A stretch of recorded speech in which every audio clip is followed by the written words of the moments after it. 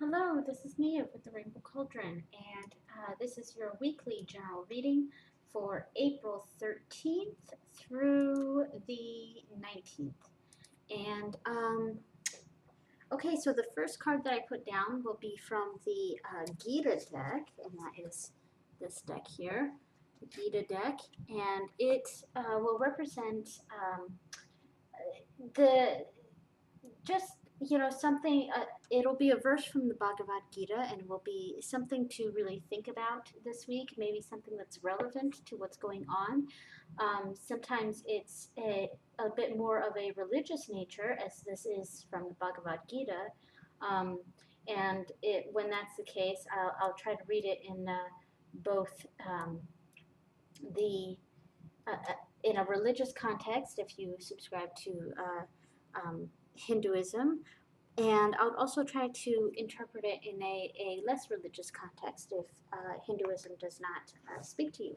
So, all right, so the first card will be from that deck, and then the next three cards will be from the Wildwood Tarot.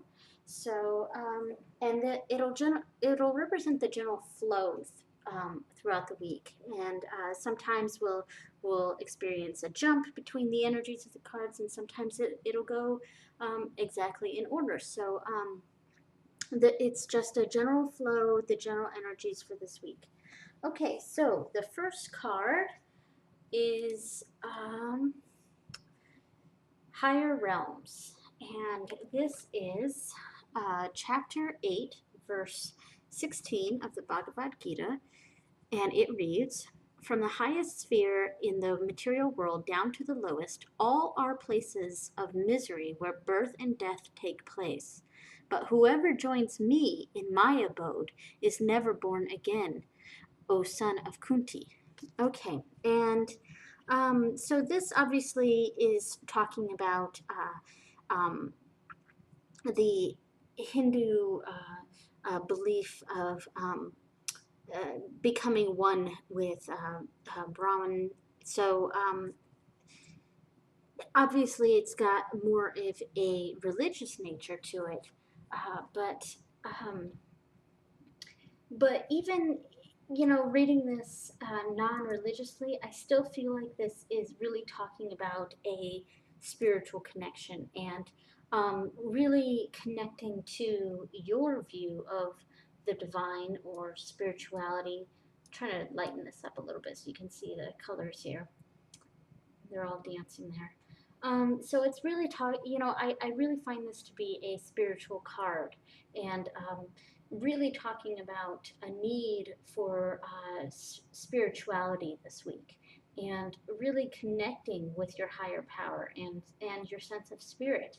And I think that's important this week. So that's what we're seeing here, a very spiritual card. And I love how there's a full moon right here, and this week there is a full moon. And speaking of that, I'll try to get out a full moon reading, but we'll see how it goes. We've got a lot to do this week. Okay, so for the three cards from the Wildwood Tarot. Okay, so the first card is Three of Earth.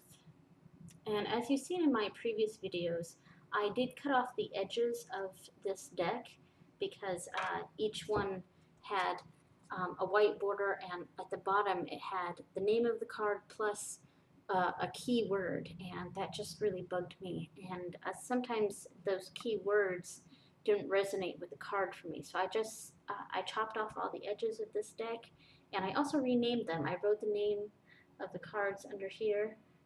This used to say Three of Stones, but I changed all the suit cards to elements.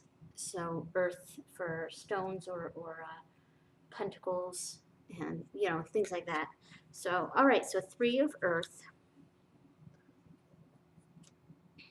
This is Seven of Fire. That's wands or bows in this deck. That's what they use for that. Seven of Fire. And finally, Seven of Earth.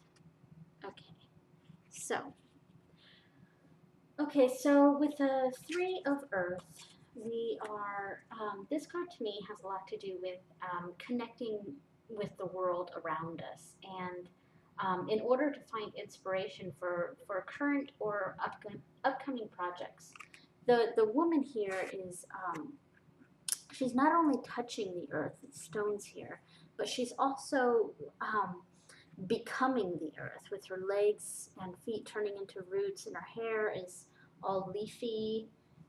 There we go. Let's adjust the lighting here a little bit so we can see.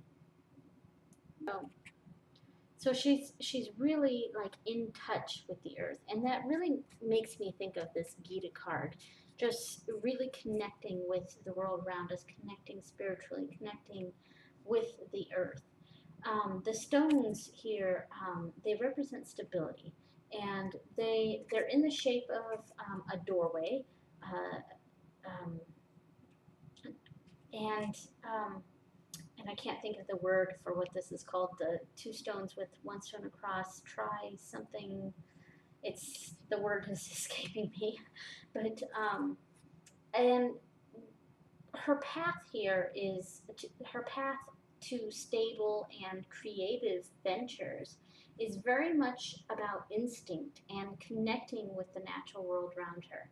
I also think that's very much related to this Gita card, which was really talking about spiritual connections. And here we see more earth connection, but earth spirit-wise, connecting with the earth, really acting on instinct and um, primal instinct is really what I'm kind of feeling from this, and that's what's leading to a stable and a creative path for her. And with the Seven of Wands here, this is a little bit interesting um, because this deck has a somewhat different meaning than the traditional card meaning for this card. For example, this card in the traditional sense represents someone defending their position, whether that be their job, their title, um, or even their opinion. Um, the book for this deck, um, the book for this deck, though, interprets this card as a sort of cleansing meaning, um, setting aside the worn. Here we go. We have this worn out bow here. Setting aside the worn out bow, and here we have new bows being created, and the fire in the background. Fire often represents cleansing and purifying energies. So it, that's how this deck interprets this card. I'm a bit more partial to the traditional meaning, but the symbolism in this card, I don't think I can ignore it. So I see this as a bit of a combination of those two meanings. And I interpret it as meaning in order to maintain your position, you have to clear out the old and make way for the new. Don't hold on to things, whether that's physical things or ideas that no longer serve you. Don't let your life get cluttered, and that's really what I see this card as meaning. It's kind of a combination of those two meanings. Okay, final card is the Seven of Earth. Let's look at this card here. I think this is kind of a cool card. There we go. Cool card. Okay, so this card is very much about rest and healing. And it correlates well with the traditional meaning of this card, which has to do with stepping back from hard work, to take a short break, and to look over what you've accomplished.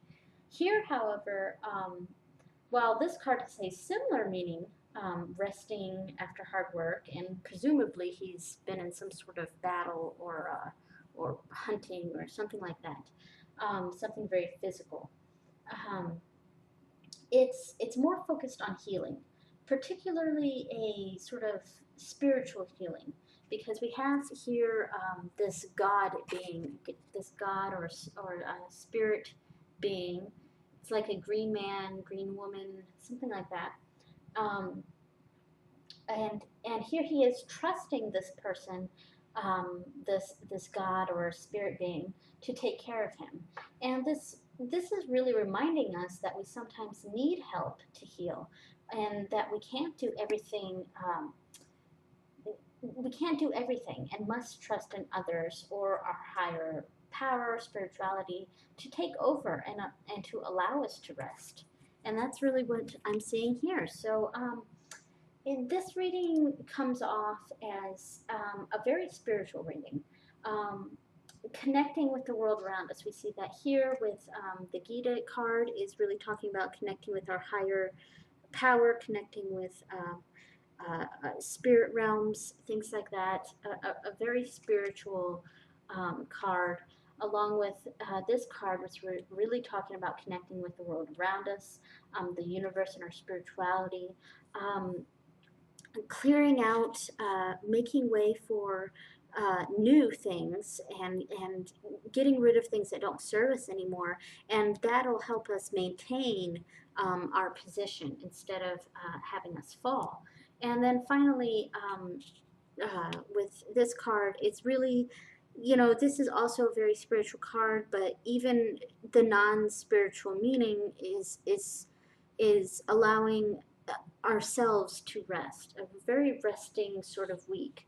Rest, clearing out, um, rest, clearing out, trusting instincts in the world around you. That's really what we're seeing here, and this we're allowing other people to take over, so that we can take time to heal. And all right, so that's our reading for this week. Thank you so much for watching, and blessed be.